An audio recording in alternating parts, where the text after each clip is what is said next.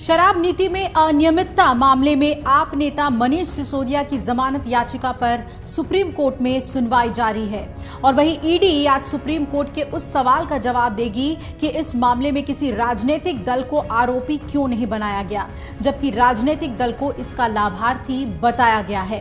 दिल्ली में कथित शराब घोटाले में आम आदमी पार्टी के एक और बड़े नेता संजय सिंह की गिरफ्तारी के बाद राजधानी का सियासी पारा हाई है और आज संजय सिंह की कोर्ट में पेशी होनी है। संजय सिंह की गिरफ्तारी के विरोध में आम आदमी पार्टी बीजेपी मुख्यालय का घेराव करेगी, तो वहीं बीजेपी भी विरोध प्रदर्शन कर रही है, यानी कि आरोप प्रत्यारोप का दौर जारी है। तो दिल्ली में कथित शराब घोटाले में प्रवर्तन निदेशालय यानी ईडी ने कल आपके राज्यसभा सांसद संजय सिंह को गिरफ्तार कर लिया। संजय सिंह की गिरफ्तारी के अगले दिन यानी आज ईडी और इनकम टैक्स ने 4 राज्यों में ताबड़तोड़ रेड्स किए हैं। ईडी ने नगर पालिका भर्ती घोटाले के मामले में पश्चिम बंगाल सरकार में मंत्री रथिन घोष के यहां छापेमारी की है। अब ये रेड्स क्यों अहम हो गए हैं, ये आपको बताते हैं। आईटी ने चेन्नई में डीएम के सांसद के यहां भी रेड डाली है और इसके अलावा तेलंगाना में बीआरएस विधायक और कर्नाटक के शिवमोगा में डीसीसी बैंक के चेयरमैन के यहां भी छापेमारी हुई है। यानी रेड्स का सिलसिला संजय सिंह के बाद दिल्ली में उनके घर रेड के बाद अचानक से बढ़ गए हैं। पश्चिम बंगाल में मंत्री के आवास समेत 13 ठिकानों पर छापे मारे गए हैं और पश्चिम बंगाल की ममता सरकार में मंत्री रथिन घोष के आवास पर प्रवर्तन निदेशालय ने छापेमारी की और ये कार्रवाई नगर पालिका भर्ती घोटाले में कथित संलिप्तता को लेकर ही की गई है।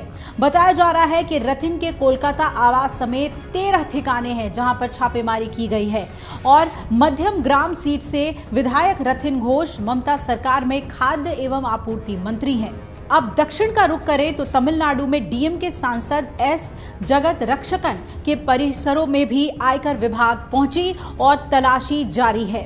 विभाग की ओर से 40 से ज्यादा स्थान पर छापेमारी की गई है और आईटी की ओर से Accord Distillers and Brewers Private Limited पर भी छापेमारी हुई है। दक्षिण में ही तेलंगाना भी इन रेड से अछूता नहीं है। आईटी ने बीआरएस विधायक मंगती गोपीनाथ से संबंधित ठिकानों पर छापेमारी की और आईटी अधिकारियों की कई टीमें कुकुटपल्ली में उनके आवास और कार्यालयों समेत हैदराबाद के विभिन्न हिस्सों में तलाशी ले रही है और साथ ही कर्नाटक में भी ईडी की छापेमारी चल रही है। आपको बता दें कि कर्नाटक में छापे ईडी ने डीसीसी बैंक के चेयरमैन मंजुनाथ गौड़ा के शिवमोगा स्थित आवास पर की है और वही एपेक्स बैंक के पूर्व अध्यक्ष वो रहे हैं। शिवमोगा में उनके 3 आवास पर रेड हुई है और जाहिर है कि इन सभी राज्यों के मामले कोर्ट के सामने सुनवाई के लिए आएंगे और कोर्ट भी इन मामलों को बेहद गंभीरता से लेगी क्योंकि ये सारे मामले एक स्कैम से जुड़े हुए बताए जा रहे हैं। दिल्ली शराब घोटाला मामले पर सुप्रीम कोर्ट ने एक दिन पहले ही ईडी से पूछा था कि वो ये बताए कि अगर आम आदमी पार्टी को कथित तौर पर शराब घोटाले से फायदा हुआ और उसे पैसे मिले हैं, फिर prevention of money laundering act यानी पीएमएलए मामले में आम आदमी पार्टी को आरोपी क्यों नहीं बनाया गया है। जस्टिस संजीव खन्ना और जस्टिस एसवी भट्टी की पीठ ने सीबीआई और ईडी की तरफ से पेश हुए additional solicitor general SV Raju से अदालत में ये सवाल पूछा। पीठ ने यह भी पूछा कि जहां तक पीएमएलए का सवाल है, आपका पूरा मामला ये है कि अपराध का पैसा एक राजनीतिक दल को गया, वो राजनीतिक दल अभी भी आरोपी नहीं है, आप इसका जवाब कैसे देंगे। सुप्रीम कोर्ट में दिल्ली के उप मुख्यमंत्री मनीष सिसोदिया की जमानत याचिका पर सुनवाई चल रही थी जब जज ने ये सवाल रखे।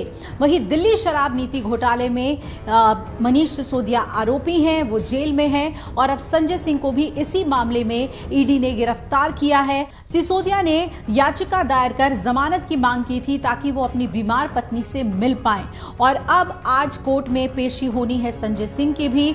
अब देखना है कि अलग अलग राज्यों में ईडी जो रेड कर रही है, इनकम टैक्स डिपार्टमेंट जो रेड कर रही है, वो गैर बीजेपी शासित राज्यों में हो रहे हैं और कैसे उन मामलों में अब जांच आगे बढ़ती है और दोष साबित होता है या फिर इसमें जमकर सियासत देखने को मिलेगी लोकसभा चुनाव से पहले। अमर उजाला अब आपके टीवी पर भी। अपने स्मार्ट टीवी पर YouTube पर सर्च करें अमर उजाला, चैनल सब्सक्राइब करें और देखें ताजा खबरें, वो भी HD क्वालिटी में।